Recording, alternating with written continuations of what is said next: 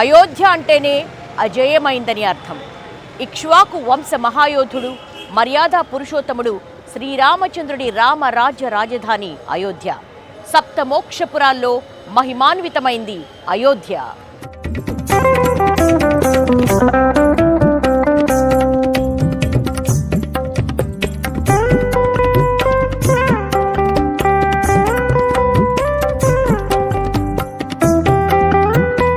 రామభక్తుల భక్తి సామ్రాజ్య రాజధాని అయోధ్య. అయోధ్య వైభవ ప్రాభవానికి లోటు లేదు. నూతన ఆలయ నిర్మాణం, శ్రీరామచంద్రుడి విగ్రహ ప్రాణ ప్రతిష్ఠ జరుగుతున్న శుభవేళ రచనా గ్రూపు శ్రీరాముని నివాసం అయోధ్య నగరాన్ని కళ్లకు కట్టినట్లుగా చూపిస్తోంది. రండి, చూసి తరించండి.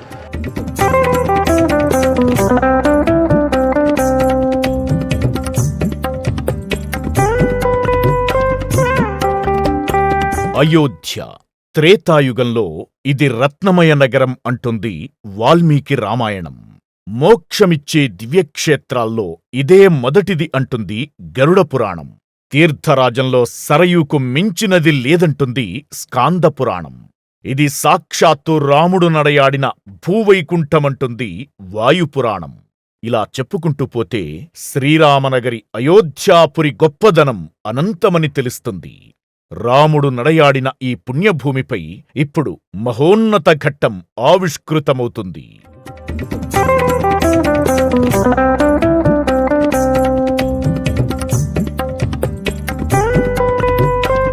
శ్రీరామ రామ రామేతి రమే రామే మనోరమే అంటారు పరమశివుడు.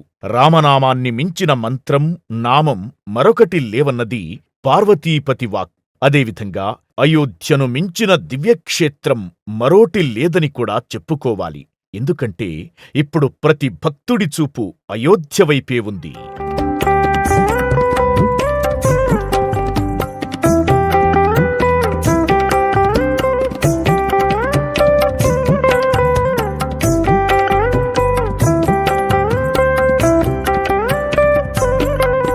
రాములవారి పాదాలు కడుగుతూ ప్రవహించే సరయూ నది ఒకవైపు, దశరథనందనుని సేవలో నిత్యం తరిస్తున్న హనుమంతుడు మరోవైపు. వీటి మధ్యలో త్రేతాయుగన్నాటి శ్రీరామరాజ్యం తిరిగి ఆవిష్కృతమయ్యేలా అద్భుత అపూర్వ ఆలయం కనుల ముందు సాక్షాత్కరిస్తోంది. అయోధ్యాపురి సమ్మోహిత ప్రభావానికి ప్రతి రామభక్తుడు లోను కావాల్సిందే. అయోధ్య గురించి ఆదికవి వాల్మీకి నుంచి మన తెలుగు కవయిత్రి మొల్ల వరకు కూడా రామ మహత్వాన్ని, అయోధ్యాపురి వైభవాన్ని వర్ణించారు.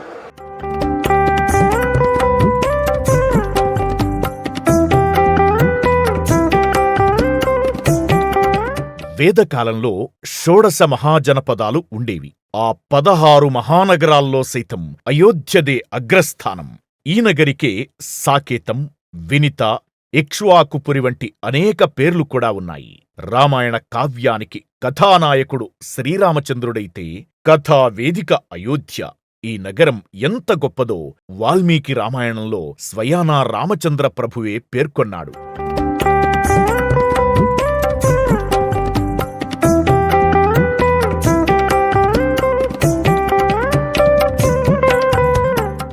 రావణ సంహారం అనంతరం విభీషణుని కోరిక మేరకు లంకకు కూడా రాజు కమ్మని లక్ష్మణుడు కోరగా, అపిస్వర్గమయీ లంకా నమే లక్ష్మణ రోచతే జననీ జన్మభూమిశ్చ స్వర్గాదపి గరీయసి అంటాడు రాముడు. స్వర్గ భోగాలతో విలసిల్లే లంకానగరి నాకు అక్కర్లేదు. కాని తల్లి జన్మనిచ్చిన నేల ముందు స్వర్గం కూడా సమానం కాదు. రాముడి మదిలో అయోధ్యకున్న విలువ అది.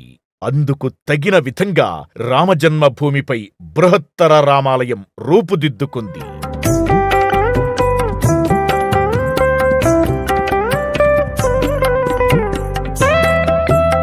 రామాయణ కాలంలో సరయూ నదీ తీరాన ఉన్నటువంటి అయోధ్య నగరం ఎత్తైన మేడలతో, బంగారు గోపురాలతో, మణిమయ తోరణాలతో విరాజిల్లుతూ ఉండేది.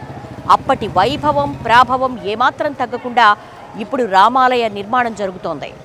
సరయూ నదీ తీరాన సతత సన్మంగళ ప్రాభవోన్నత మహావైభవంతో, బంగారు గోపురాలతో, ఎత్తైన మేడలతో అయోధ్యనగరి సుఫాలను ఇస్తుంది.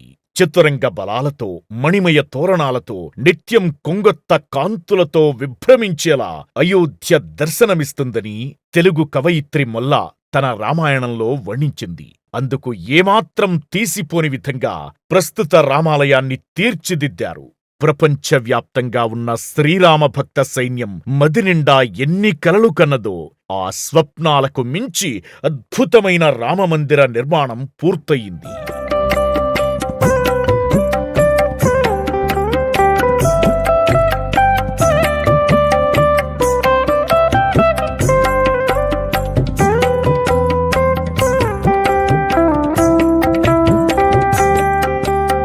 ఆలయం భారతీయ సంస్కృతి వారసత్వాలకు నిలువెత్తు రూపం. అయోధ్యలోని భవ్య రామమందిర వైభవాన్ని చాటిచెప్పే విశిష్టతలు ఎన్నెన్నో. రామనామం ఎంతటి విశిష్టమైనదో అంతటి విశిష్టంగానే కొత్త రామాలయం రూపుదిద్దుకుంది. ప్రపంచంలోనే అత్యంత అద్భుత నిర్మాణాల్లో ఒకటిగా ఉన్న జగదానందకారకుడి మందిర విశేషాలు తనివితీరా చూడాల్సిందే, నయనానందం పొందాల్సిందే.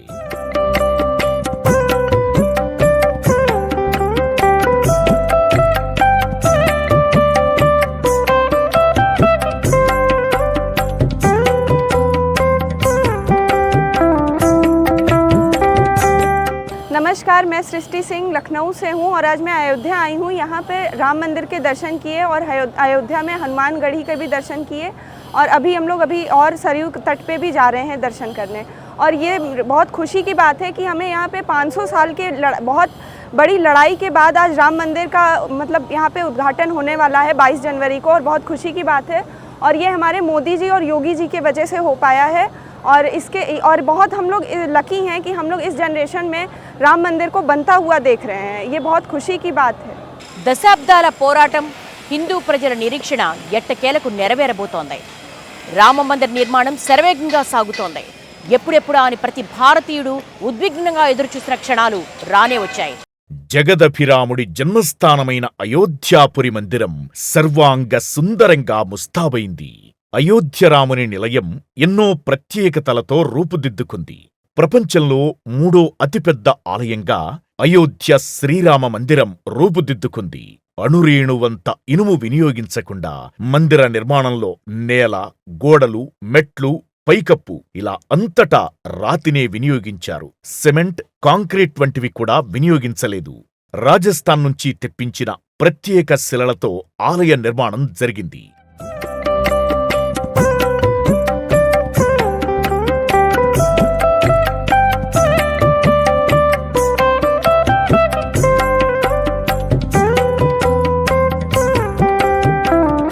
ఆలయానికి సమీపంలోని కరసేవక్పురంలో 30 ఏండ్ల కిందటే రాతిని చెక్కే పనులను ప్రారంభించారు.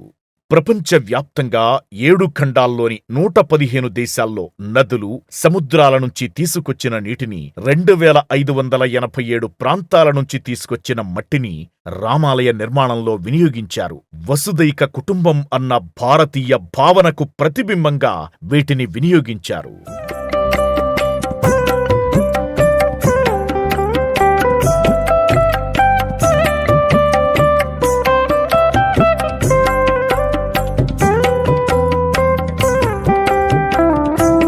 జనవరి 22న చరిత్రలో నిలిచిపోయే అద్భుత ఘట్టం ఆవిష్కృతం కాబోతోంది. 84 సెకన్ల శుభముహూర్తంలో భవ్య మందిరంలో రామయ్య కొలువుదీరబోతున్నారు. 70 ఎకరాల విస్తీర్ణమున్న ప్రాంగణంలో రామమందిర ప్రధానాలయం 2.7 ఎకరాల విస్తీర్ణంలో కొలువుదీరింది. మొత్తంగా 57,400 చదరపు అడుగుల విస్తీర్ణం. ఆలయం పొడవు 360 అడుగులైతే వెడల్పు 235 అడుగులు. గోపురం ఎత్తు 161 అడుగులు. 3 అంతస్తుల నిర్మాణంలో ఒక్కో అంతస్తు ఎత్తు 20 అడుగులు. ఆలయ ద్వారాలు 12 ఉంటాయి. శ్రీరామ మందిరాన్ని 3 అంతస్తులను, భూకంపాలను సైతం తట్టుకునే విధంగా నిర్మించారు. 392 స్తంభాలు, 44 ద్వారాలతో శ్రీరామ మందిరం అత్యంత అద్భుత రీతిలో భక్తులకు ఆహ్వానం పలుకుతోంది.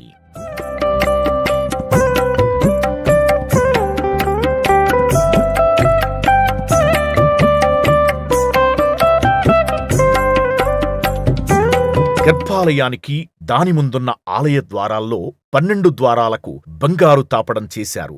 మందిరంలో మొత్తం 5,000కు పైగా శిల్పాలు కొలువుదీరాయి. ఆలయ సింహద్వారంతో పాటు ఉపద్వారాలు, కిటికీలు తదితర వాటికి అవసరమైన కలపను మహారాష్ట్రలోని చంద్రాపూర్ నుంచి తెప్పించారు. 100 ఏళ్లైనా చెక్కు చెదరకపోవడం చంద్రాపూర్ టేకు కలప ప్రత్యేకం. బాలర్షా అటవీ ప్రాంతం నాణ్యమైన టేకు చెట్లను సేకరించి హైదరాబాద్లో అనురాధ టింబర్ ఇంటర్నేషనల్ ఆధ్వర్యంలో ప్రధానాలయ ద్వారాలను సిద్ధం చేశారు. ప్రధాన సింహద్వారానికి ఏర్పాటు చేసే ద్వారాలు 8 అడుగుల ఎత్తు, 12 అడుగుల పొడవున్నాయి. మొదటి అంతస్తులో ఉన్న అన్ని ద్వారాలను బంగారు తాపడంతో అలంకరించారు. ఒక్కో ద్వారానికి 3 కిలోల బంగారాన్ని వినియోగించారు.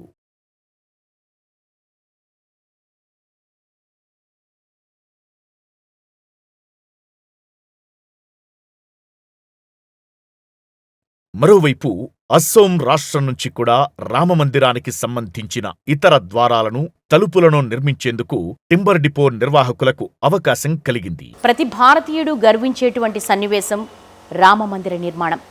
మరి రామయ్యను చూడాలంటే మన తెలుగువారు తయారు చేసిన ద్వారాలు తెరుచుకోవాల్సిందే కదా. మరి అంతటి భాగ్యం అనురాధ టింబర్ డిపోకే దక్కింది. ప్రస్తుతం Anuradha timber depot managing director Sarath Babu గారు మనతో ఉన్నారు. వారితో మాట్లాడదాం. అసలు ఈ ఆర్డర్ ఎలా వచ్చింది, ఎవరు అప్రోచ్ అయ్యారు, ఎలా ఫీల్ అవుతున్నారని. నమస్తే అండి శరత్ గారు, అసలు ఈ ఆర్డర్ మీకు ఎలా వచ్చింది? మేము శ్రీ యాదాద్రి లక్ష్మీ నరసింహస్వామి వారికి అన్ని రకాల తలుపులు చేపించాము. ఆ చేపించిన తలుపులు క్వాలిటీ చాలా బాగుందని మాకు బాగా పేరు వచ్చింది. శ్రీ యాదాద్రి లక్ష్మీ నరసింహస్వామి వారి ఆశీర్వాదం వల్ల బహుశా మమ్మల్ని అయోధ్య దాకా పంపించారేమోనని అనుకుంటున్నాము.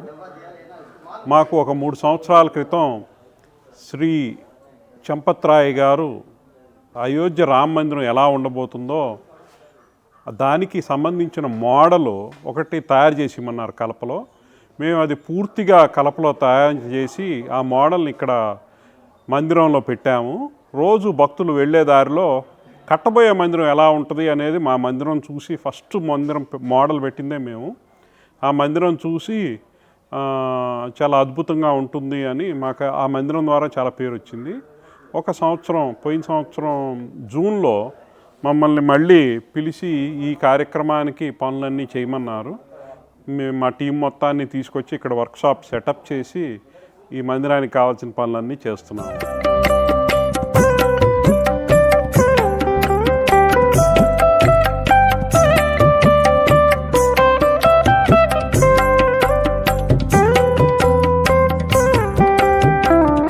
రెండు 2,500 ఏళ్లు గడిచినా నిలిచి ఉండేలా అత్యద్భుత రీతిలో సిద్ధమైన రామాలయాన్ని డిజైన్ చేసే భాగ్యం గుజరాత్కు చెందిన సోంపురా కుటుంబానికి లభించింది.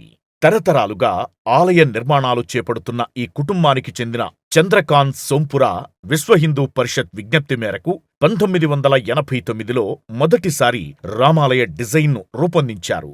చంద్రకాంత్ సోంపురా వృద్ధాప్యం కారణంగా ఆయన కుమారులైన ఆశిష్ సోంపురా, నిఖిల్ సోంపురా మందిర నిర్మాణ బాధ్యతలను పూర్తి చేశారు.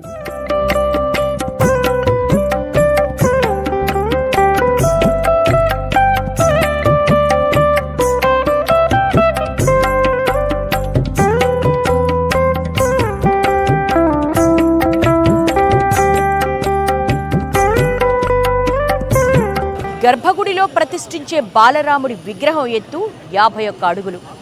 5 ఏళ్ల బాలుడు రూపంలో శ్రీరామచంద్రుడు దర్శన భాగ్యం కల్పిస్తారు. ఈ రాముడు చేతిలో విల్లంబులు ధరించి కమలంపై కూర్చుని దర్శనమిస్తారు.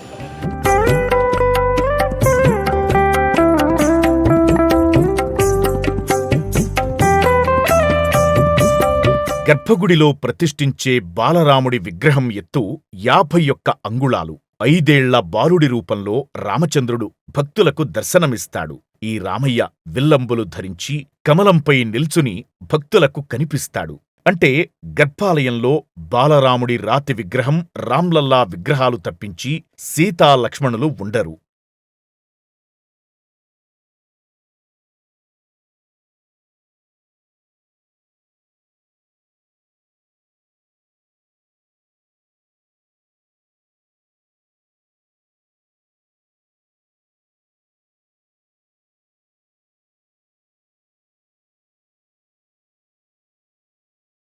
గర్భాలయంలో కేవలం బాలరాముడికే ప్రాధాన్యత. భక్తులందరికీ దూరం నుంచి కూడా స్పష్టంగా కనిపించేలా విగ్రహాన్ని మలిచారు. అయోధ్య ఆలయ సంప్రదాయం ప్రకారం రామ్లల్లా విరాజ్మానే ప్రధాన మూలవిరాట్టుగా పూజలందుకుంటాడు. ప్రతి ఏడాది శ్రీరామ నవమి రోజున గర్భాలయంలోని సీతారాములపై సూర్యకిరణాలు ప్రసరించేలా ఆలయ నిర్మాణం జరిగింది. అయోధ్య రామచంద్రుడికి రామ్నాథీ సంప్రదాయంలో నిత్య పూజలు, ఉత్సవాలు జరగనున్నాయి. ప్రధాన ఆలయంలో మోగే గంట బరువు 2100 కిలోలు. దీనిని అష్టధాతువుల మిశ్రమంతో నిర్మించారు. ఇందులో బంగారు, వెండి, రాగి, తగరం, ఇనుము, పాదరసం వంటి ధాతువులను వినియోగించి తయారు చేశారు. ఈ గంట ధ్వని కనీసం 15 కిలోమీటర్ల దూరం వరకు వినిపిస్తుందని ట్రస్ట్ సభ్యులు అంటున్నారు. नमस्कार, मैं तान्या सिंह लखनऊ से और मैं आज अयोध्या में आई हुई हूँ रामलला का दर्शन करने के लिए। यहाँ पर हम 500 साल बाद आज रामलला के दर्शन को फिर उत्साहित हैं, क्योंकि जब रामलला का दर्शन करने लोग जाते हैं तो अंदर पहले इतना निर्माण कार्य नहीं हुआ था। हम लोगों ने बहुत लड़ाइयों के बाद आज रामलला के दर्शन के लिए इतना भव्य मंदिर बन रहा है, जिसको लेकर हम बहुत उत्साहित हैं और आगे भी हम चाहेंगे कि ऐसे ही मंदिर और मंदिरों का निर्माण होता रहे हमारी योगी सरकार में और बहुत ऐसे ही शुभ कार्य होते रहें। సాలిగ్రామం నేపాల్లోని గండకీ నది నుంచి 40 టన్నుల సాలిగ్రామాన్ని రామజన్మభూమికి తరలించారు. కొత్తగా నిర్మిస్తున్నటువంటి రామజన్మభూమిలో దేవీ దేవతామూర్తుల విగ్రహాలు ఈ సాలిగ్రామంతోనే రూపొందుతాయి. ఎందుకంటే సాక్షాత్తు సాలిగ్రామం విష్ణుమూర్తి స్వరూపం. విష్ణుమూర్తి అవతారాల్లో శ్రీరాముడు ఒకరు. కాబట్టి రామ జన్మభూమిలో అణువణువు కూడా ఆధ్యాత్మికతను ఉట్టిపడేలా దేవీ దేవతామూర్తులను ఈ సాలిగ్రామంతోనే నిర్మిస్తారు. అయోధ్య అణువణువు కూడా ఆధ్యాత్మిక, ఇతిహాసపరమైన వైభవంతో అలరారుతోంది. ఎక్కడ చూసినా కూడా రామాయణ గాథలు ప్రతిబింబించే విధంగా చుట్టూ కూడా విగ్రహాలను తయారు చేస్తున్నారు. ప్రస్తుతం మనం ఉన్నాము రామ కథ కళాకుంజిలో. ఇక్కడ అయోధ్యలో నూతనంగా నిర్మిస్తున్న ఆలయంలో ఇతిహాసపరంగా రామాయణంలోని అనేక ఘట్టాలను ప్రతిబింబించే విధంగా ప్రత్యేకంగా రూపొందించిన ప్రదర్శనను ఏర్పాటు చేశారు. దానికి సంబంధించిన విగ్రహాలను అస్సాంకు చెందినటువంటి రంజిత్ రూపొందిస్తున్నారు. ఆ విశేషాలేంటి ఇప్పుడు చూద్దాం. రంజిత్ जी नमस्कार। नमस्कार। ये राम कथा कुंज के बारे में और ये मूर्तियों के बारे में बताइए। देखिए, राम कथा कुंज के मतलब है हिस्ट्री, माने इतिहास ही है, क्योंकि रामायण का प्रमुख दृश्य जो है यहाँ पुत्राष्ट याग से शुरुआत हुआ है। बच्चा जन्म कैसे हुआ, फिर पालने में है, फिर गुरु शिक्षा के बाद फिर तारकाबाद, सुबाहोबाद, ऐसे करके क्रम में एक मेन मेन स्क्रिप्ट बनाने का प्रयास किया है। ऑर्डर कैसे मिला आपको? ऑर्डर ये है कि इस विषय में ये जो राम कथा कुंज के विषय में बहुत बार मीटिंग हुआ और माननीय अशोक सिंघल जी एक बार 2006 में एक बार हस्तशिल्प कला उद्घाटन के समय भी उन्होंने व्यक्त किए थे, बात किए थे मंच में, पब्लिक मीटिंग में, जो बताया कि राम मंदिर के लिए मूर्ति जो निर्माण करेगा, वो मूर्ति जो रामकथा कुंज के लिए वो रंजित मंडल ही करेगा। जो मेरा सौभाग्य था, पिछले जन्म का कोई अच्छा काम था, जो इस जन्म में कार्य करने का वो अवसर प्राप्त हुआ। और माननीय अशोक सिंघल जी के जो कोई बार आदेश मैंने यहाँ पर मीटिंग होने के बाद ये तय नहीं हो पा रहा था, अंतिम में 2013 में ये मूर्ति बनाने के बाद, 2 स्क्रिप्ट बनाने के बाद अशोक सिंघल जी आए थे और माननीय चंपतराय जी आए थे, तो फिर देखे उसका पास हुआ, तब जाके बनाना शुरू किया। आपको कैसा लगा? तो ये तो हम व्यक्त नहीं कर सकते, इसलिए कि हो सकता है मेरा पिछले जन्म का कोई अच्छा काम हो, इस जन्म में मुझे प्रभु राम जी का सेवा में या उनका कार्य करने का अवसर प्राप्त हुआ। और मैं ये कहूँगा कि प्रभु राम जी के कोई सब लोगों का आशीर्वाद है। करोड़ों लोग आते हैं वर्ल्ड से, मैंने इंडिया के बाहर से भी, विदेशों से भी यहाँ पर आते हैं और बहुत सराहना भी करते हैं, देखते हैं और आशीर्वाद भी करते हैं मुझे। करोड़ों लोग आ चुके हैं यहाँ पर मूर्ति देखने के लिए और सबका आशीर्वाद भी है, माता पिता के आशीर्वाद और माननीय अशोक सिंघल जी का, चंपतराय जी के और सब लोगों का आशीर्वाद से मैं मूर्ति का कार्य कर रहा हूँ। నూతనంగా నిర్మితమవుతున్నటువంటి రామ మందిరంలో ఏర్పాటు చేసేటువంటి గంట ఇది తమిళనాడులో తయారు చేశారు. అష్టధాతువులతో తయారు చేసినటువంటి ఈ గంట 600 కేజీల బరువు ఉంది. 2020 నుంచే ఈ గంటను తయారు చేయడం ప్రారంభించారు.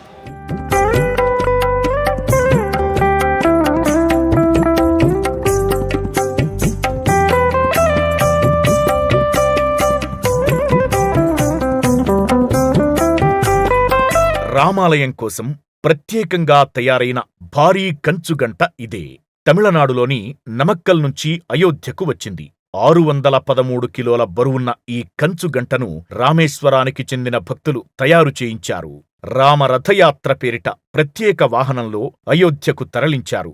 ప్రత్యేక వాహనం 21 రోజుల పాటు 11 రాష్ట్రాల మీదుగా 4555 కిలోమీటర్ల దూరం ప్రయాణించి అయోధ్యకు చేరుకుంది.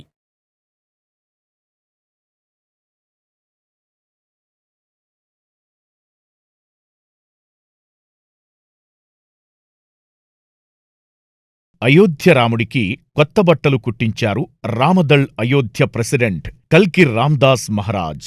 అయోధ్యలోని ఓ చిన్న టైలర్ దుకాణం బాబులాల్ టైలర్స్ నడుపుతున్న సోదరులు భగవత్ ప్రసాద్ పహాడీ, శంకర్లాల్ శ్రీవాస్తవ రామయ్యకు లావణ్య వస్త్రాలను తయారు చేశారు. 3 దశాబ్దాల క్రితం శ్రీరామ జన్మభూమి పూజారి లాల్దాస్ శ్రీరాముడికి వస్త్రాలను కుట్టే పనిని భగవత్ ప్రసాద్ తండ్రి బాబులాల్కు అప్పగించారు. అప్పటినుంచి ఈ కుటుంబమే స్వామివారికి వస్త్రాలను సమకూరుస్తున్నది.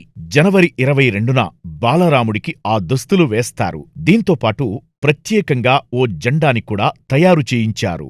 सन 85 में श्री पिताजी हमारे श्री लालदास पुजारी जी के माध्यम से वो राम जन्मभूमि पोशाक सिलने के लिए हमारी 2 मशीन वहाँ गई। ये बड़ी मशीन, एक छोटी मशीन। भगवत प्रसाद पहाड़ी और मैं शंकरलाल दोनों भाई और पिताजी वहाँ गुम्मत के नीचे मशीन रखी जाती थी और पिताजी हमारे वहाँ अमनिया करते थे। हम दोनों भाई वहाँ बैठ के सिलते थे। ये कर्म सन 92 तक चलता रहा। जब विवादित ढांचा गिरा तो प्रभु हमारे ढांचे से भी टाट में आ गए।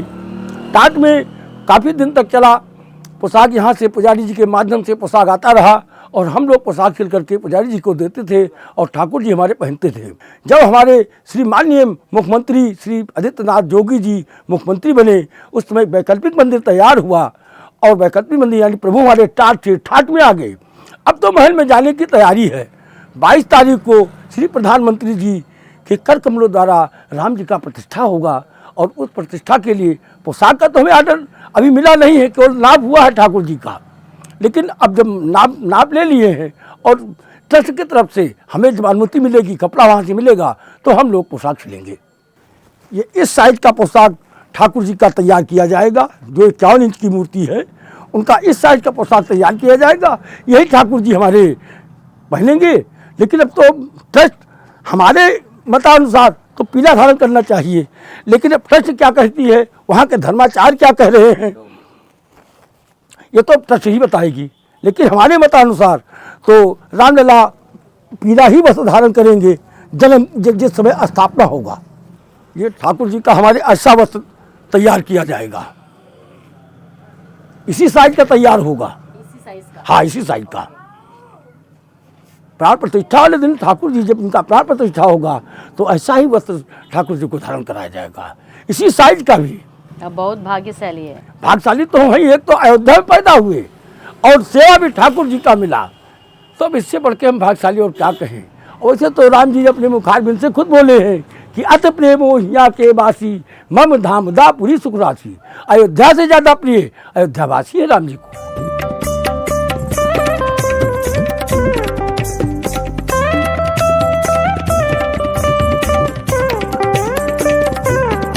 అయోధ్య నగరంలో ఇటీవలే అయోధ్య జంక్షన్ను అయోధ్య ధామ్గా మార్చారు. దాదాపు 240 కోట్ల వ్యయంతో ఈ రైల్వే జంక్షన్ను ఆధునీకరించారు. దేశం నలుమూలల నుంచి రామ భక్తులు రోజుకు 3 లక్షల మంది ఇక్కడ ఉన్నటువంటి రామ మందిరాన్ని దర్శించుకునేందుకు విచ్చేస్తారు. వారికి తగిన వసతులను కూడా ఏర్పాటు చేశారు.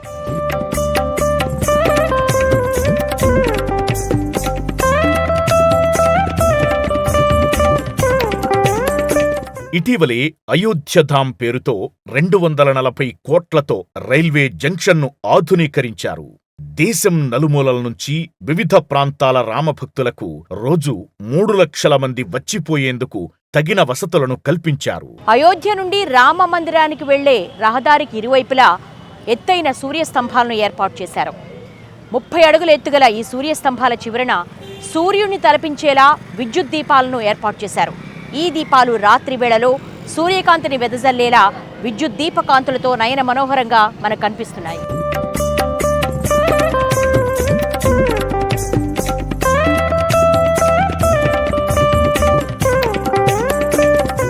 అయోధ్య నగరంలో షహదత్ గంజ్ నుంచి నయాఘాట్ వరకు ఉన్న మార్గాన్ని రాంపద్ పేరుతో అత్యంత సుందరంగా తీర్చిదిద్దారు. ఇందులో ప్రత్యేకమైనవి సూర్యస్తంభాలు. అలాగే నగరంలోని ప్రధాన రహదారి ధర్మపద్ మార్గంలో కూడా సూర్యస్తంభాలను ఏర్పాటు చేశారు. 30 అడుగుల ఎత్తుతో ఉన్న సూర్యస్తంభాల చివర సూర్యుడి ఆకారంలో అమర్చిన దీపాలు రాత్రివేళ సూర్యకాంతులు పంచుతూ నగరాన్ని దేదీప్యమానం చేస్తాయి. రాంపద్లో ప్రముఖ గాయని లతా మంగేష్కర్ నివాళిగా ఆమె పేరుతో కూడలిని ఏర్పాటు చేశారు. ఈ కూడలిలో భారీ వీణను నిర్మించారు. ఇప్పుడు ఈ కూడలికి ఆధునిక సొబగుల్ని అద్దుతున్నారు. వందలాది ఏళ్ల నిరీక్షణకు అద్భుత ఫలితమే లభించింది. అయోధ్యానగరి జై శ్రీరామ్ నినాదాలతో మార్మోగుతోంది. శ్రీరామరాజ్యం కనుల ముందు ఆవిష్కృతమవుతోంది. రామమందిర ఘన సుకీర్తి అయోధ్యను భారతదేశ ఆత్మగా, ఆధ్యాత్మిక రాజధానిగా వెలుగొందుతూనే ఉంటుంది. జై శ్రీరామ్. అయోధ్య అంటేనే అజేయమైంది. అయోధ్య అంటేనే అమేయమైనది. అయోధ్య అంటేనే ఆధ్యాత్మిక భావనలకు నెలవుగా మారింది. చూశారు కదా, ఆ జగత్ కళ్యాణకారకుడైనటువంటి శ్రీరామచంద్ర ప్రభు నూతన మందిర విశేషాలను మరో ప్రత్యేక కార్యక్రమం ద్వారా మళ్ళీ కలుసుకుందామా? నమస్కారం.